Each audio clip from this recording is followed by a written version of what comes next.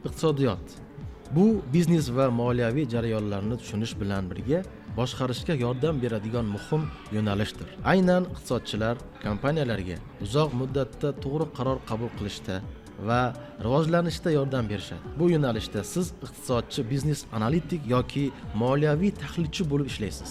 Ya'ni siz ma'lumotlarni tahlil qilasiz va kompaniyaga foyda keltiradigan qarorlar qabul qilasiz.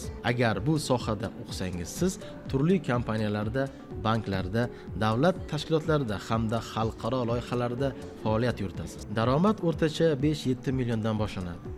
Tajriba bilan 10-20 milliongacha chiqadi. Kuchli mutaxassislar esa bundan ham yuqori daromad qilishadi. Karyera davomida siz yetakchi analitik bo'lim boshlig'i yoki strategik maslahatchi darajasigacha o'sish imkoniyatingiz bor. O'qish davomida siz iqtisodiy tahlil, biznes jarayonlar, moliyaviy rejalashtirish va bozorni o'rganishni amaliy tarzda o'rganasiz. Eng muhimi, TAFUda siz 2-kursdan boshlab kompaniya va tashkilotlarda amaliyot o'taysiz.